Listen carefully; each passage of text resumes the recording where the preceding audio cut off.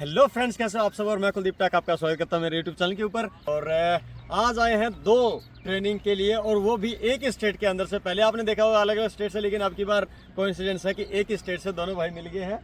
और सबसे पहले ये है नागौर से, वेद प्रकाश मेहता सिटी से। मेहता सिटी है नागौर के पास में। और यहीं पे ही है भाई जयपुर से। राम राम। ये है नितिन। नितिन के नाम से मैंने इनको बताया था। एक और पायलट भी हरियाणा से, तब राजस्थान से भी हो गया। तो ये दोनों हैं। आज ट्रेनिंग का फर्स्ट डे है, इनको काइटिंग सिखाएंगे। पहले ग्लाइडर के बारे में बताएंगे। चलिए शुरू करते हैं। ये जो है कंप्लीट, इसको राइजर्स बोलते हैं। और ये लाइन है, ये जो पूरा गुच्छा है ये राइजर्स का गुच्छा है। इसमें अलग अलग राइजर्स होते हैं, अलग अलग राइजर्स बोलते हैं। जैसे ये दोनों ए राइजर हैं, ये बी है, ये सी है। और यहाँ पे जो नीचे रहता है, जो आपके हाथ में रहेगी हमेशा उड़ते हुए, वो है ब्रेक लाइन। इससे कंट्रोल होता है पूरा ग्लाइडर। लेफ्ट या राइट जो भी आपको लेना है, टेक ऑफ लैंडिंग, वो सारे इसी के सहारे होंगे। दोनों तरफ दोनों चीज़ें सेम होती है। अगर ये लाइन इतनी लंबी है तो उस तरफ की भी यही लाइन उतनी ही लंबी होगी, सेम ही चीज़ है।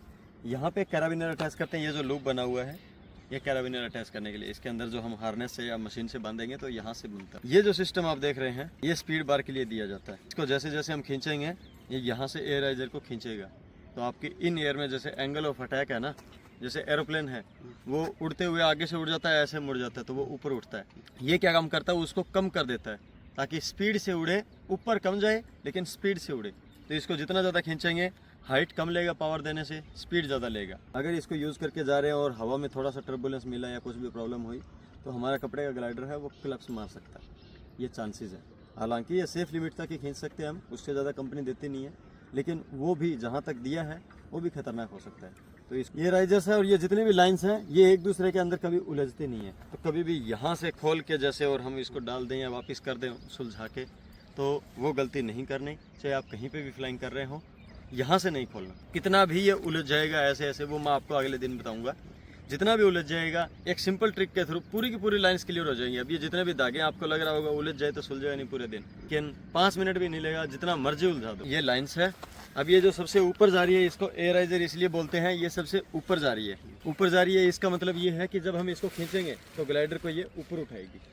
स्टार्टिंग में जब हम भागेंगे तो ए लाइन को खींचते हैं, पावर देंगे मशीन की या रन करते हैं, इसको खींच के भागते हैं ताकि ये इसको ऊपर आने की कमांड दे। जैसे ही ऊपर आ गए 90 पे, इसको छोड़ देंगे और सिर्फ ब्रेक हाथ में रहेंगे और कंट्रोल करते हुए चलेंगे। अभी मैं ग्लाइडर का बता दूं, ये जो नीचे का हिस्सा होता है वो ट्रेलिंग एज होता है। इसके अंदर हमारी जो ब्रेक लाइन है वो कमांड करती है। ये नीचे से जितना मुड़ेगा, जैसे एरोप्लेन के पंख मुड़ते हैं, वैसे ये नीचे का हिस्सा है।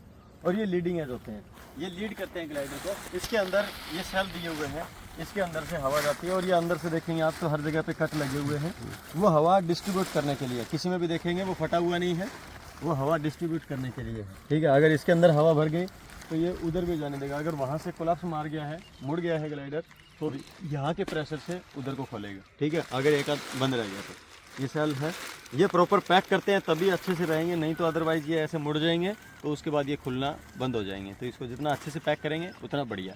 ये जैसे इस विंग का सेंटर है, सेंटर के अंदर आपको कुछ ना कुछ मार्क मिलेगा। जैसे इसके अंदर ये लगा है, किसी में कोई ब्लैक टेप लगी होगी। ये दोनों राइजर्स को डिवाइड करता है सेंटर। आधा विंग उधर है, आधा विंग उधर है। ये बिल्कुल सेंटर है इसका। जब हम रन करेंगे ना, चाहे मशीन के साथ में करेंगे या फिर पैदल करेंगे, तो हवा जो आ रही है और हम खड़े हैं, और ये जो ग्लाइडर है सेंटर, ये एक लाइन में होना चाहिए। मतलब कान आपके कानों को छूते हुए बिल्कुल इसके सेंटर में आनी चाहिए, तब तो ये प्रॉपर उठेगा। अगर ग्लाइडर उस तरफ है, आप उस तरफ खड़े हैं, हवा उस तरफ से आ रही है, तो ग्लाइडर टेढ़ा मेढ़ा उठेगा, वो टेक ऑफ नहीं कर पाएगा। पहले आराम से जब लगाते हैं तो सेंटर देखिए, पूरा का पूरा हवा का, आपका और ग्लाइडर का, और टेक ऑफ। अब मैं आपको एक छोटा सा डेमो करके दिखाऊंगा। ये हार्नेस होता है, ये 3 बक्कल हैं इसके अंदर।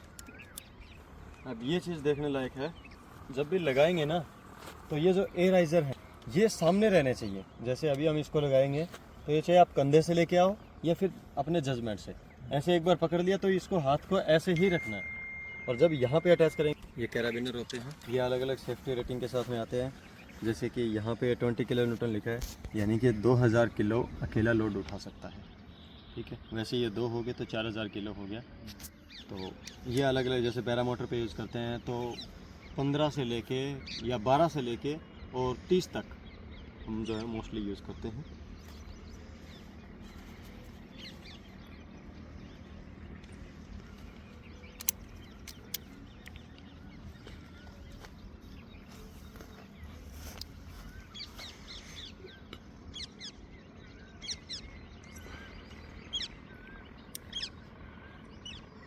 ये देखिए, ये एयर राइजर सामने रहना चाहिए। जैसे कि ये अब ये जा रहा है तो हमने ये ऐसे पकड़ा और ये पहले सीधा करेंगे इसका मुंह और फिर इसको खोल लेंगे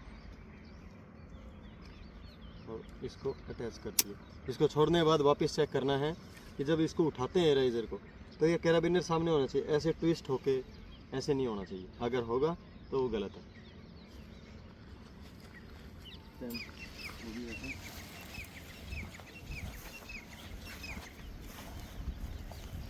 ये कैराबिनर भी पहले सीधा पकड़ना है और उसके साथ ही ये सीधा पकड़ना है और ये ऐसे, और उसके बाद चेक करेंगे कि क्या ये सामने आ रहा है तो ओके। ये इसको नीचे से पकड़ेंगे और पूरे के पूरे राइजर है ना आपके हाथ के ऊपर होने चाहिए, चाहे आप मशीन के अंदर टेक ऑफ कर रहे हो चाहे ग्राउंड प्रैक्टिस। ऐसे पकड़ेंगे तो राइजर आपके क्लियर आएंगे। अगर आप इसको नीचे से पकड़ेंगे ऐसे करके ऐसे तो ये प्रॉपर नहीं उठेगा, आपका हाथ इसके अंदर टच हो जाएगा, उठेगा नहीं। तो इसके नीचे से हाथ निकालेंगे, ये पकड़ लेंगे सेम वैसे ही।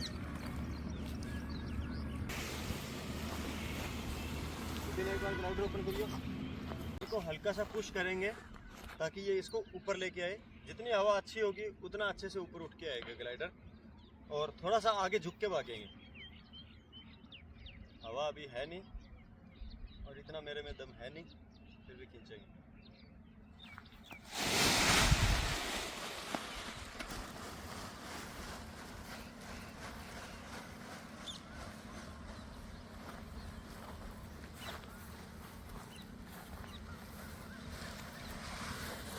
ओके,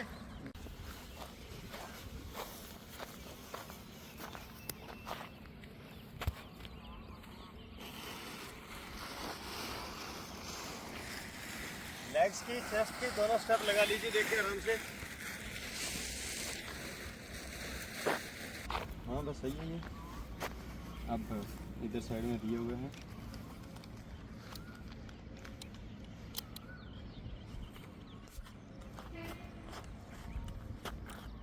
ओके, कंफर्टेबल है? ओके, चलो फिर अब पकड़ो, पहले इसको यहाँ पे रखो। ये ब्रेक लाइन है तो ऊपर आ जाती है, तो इसको पहले हाँ ऐसे ही रखो, ठीक है। अब पकड़ो ब्रेक लाइन पकड़ो, ये रही, नहीं वहीं से पकड़ लो, ये रहा। हाँ निकालो यहाँ से, खींचो। हाँ अब इसके नीचे से हाथ लेके आओ, नीचे से, हाँ घुमा के लेके आओ नीचे से हाथ। हाँ और अब एराइजर को पकड़ो। इसमें दो हैं, किसी में एक हो सकते हैं, ठीक है, और किसी में एक। और इसको पकड़ने का तरीका यहाँ से नहीं, ऐसे पकड़ेंगे। एक सेकंड, अंगूठे से पकड़िए, अंगूठे से ऐसे, ठीक है, सेम वैसे ही। निकालो ये, हाँ खींचो, अपने आप मैग्नेट है वो छोड़ देगी, ठीक है, नीचे से और अंगूठे से यहाँ से, और दोनों को इक्वली पकड़ना है। यहाँ से जितना गैप देके जहाँ से पकड़ रहे हो वो भी वहीं से पकड़ना है। और हर बार यही आदत डाल दो, अगर बार बार चेंज होगा तो प्रॉपर नहीं उठेगा। दोनों इक्वली, और दोनों फोर्स भी दोनों हाथों से इक्वल लगाएंगे। अगर एक हाथ ज़्यादा खींचेंगे एक हाथ कम खींचेंगे तो वो टेक ऑफ नहीं करेगा, ठीक है। अब इसको इतना भी ज़्यादा पुल नहीं करना कि उसको ज़्यादा ही खींच के ही हम आगे ले आएँ। हल्का सा एक इशारा देना है कि हाँ मैं तुझे खींच रहा हूँ, ऊपर आ, ठीक है। उसके बाद में जब 90 डिग्री आ गया, जब मैं बोलूँ छोड़ो, तो ये जो अंगूठे में दाबे आपने इसको छोड़ना है, बाकी हाथ में ब्रेक लेके और भागना है। तो थोड़ा सा आगे झुक के भागें, जैसे रेस स्टार्ट करते हैं ना ऐसे, तो वैसे मतलब पूरा फोर्स है ना, ऐसे जब ग्लाइडर खींचेगा तो पैरों पे आना चाहिए कि पैर से आप लोग, अगर आप ऐसे भागेंगे तो ग्लाइडर आपको पीछे खींच लेगा ऐसे, ठीक है। चलो फिर जोर से आओ, जोर से।